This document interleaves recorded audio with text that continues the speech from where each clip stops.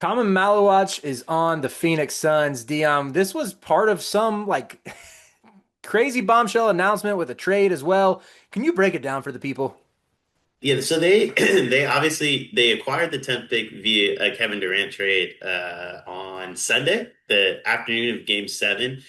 Crazy blockbuster, crazy they decided to overshadow Game 7, but neither here nor there. And then they decided to overshadow themselves by trading for Mark Williams seconds before Adam Silver announced this pick. They moved the 29th pick in this draft and the 2029 first for Mark Williams. They added man. I think this signals two things. One, Phoenix understands what went wrong. Actually, it signals three things. They understand what went wrong with this previous teams. They need centers. Now they have three of them. Yusuf Nurkic is probably on his way out. Would love to have him in a Warriors uniform, by the way. I don't think Draymond choked him, but maybe. No, yeah, no. Draymond punched him. Can't have Nurkic. Take that back. I forgot Draymond punched him.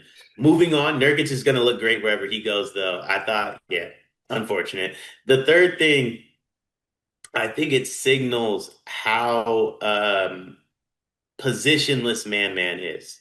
That we've always spoken about how he can guard 1 through 5. If you ever wondered if the NBA believed it, they just added a 5 to play next to man for a long time. And I think there's a element of like man is going to have to develop a 3-pointer to fully be positionless. But Phoenix views him like, yeah, you can guard fours. Yeah, you can guard threes. We don't mind you switching on to ones and twos a little bit too. And I think it kind of goes to show just how valuable Phoenix thinks man is in the long term. Oh, I don't know if you're going to see Mark Williams and Maluach play together much, Dion. I I don't. know, I know the Duke fan in you wants to see that. You want to push that agenda. Never forget Mark Williams' career ended at the hands of UNC. So yeah, you can. I'm cool with you claiming him as a Duke fan, but Malawach. Okay, so let me be clear. I love Malawach as the prospect. I think when you factor in that he's only been playing basketball for 6 years at this point, had never touched a basketball before he was 13, I think. Pretty significant, pretty awesome that he turned himself into a lottery pick in such a short amount of time. And even reading about his story, really inspiring. I mean, he grew up as a refugee, tragic situation there. And even getting involved in basketball through Luol Deng's foundation, like he developed really quickly. And reading quotes from Dang and his brother, like he couldn't even dribble, he had no idea what to do when he was 13, 14 years old. And 5 years later, he's top, what is it, top 10 pick? Yeah, special work ethic, special physical gifts. Even I know his like even they say like his athletic testing wasn't great at the combine in terms of the lateral mobility. People that size shouldn't be able to move laterally at all. Like the fact that I'm not concerned about any of that. My only pushback is I don't think he's necessarily this switchable defender. I think he's someone who you want to play in drop coverage and just let him use that crazy standing reach to block a ton of shots. I think at Duke you'd see him be competent when he switch on the perimeter.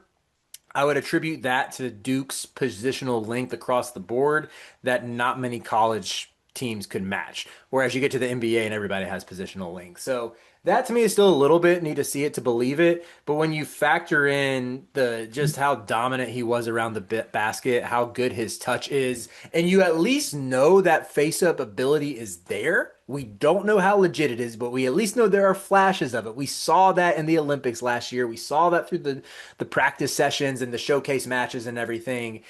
He could get there. I don't know. I love his upside.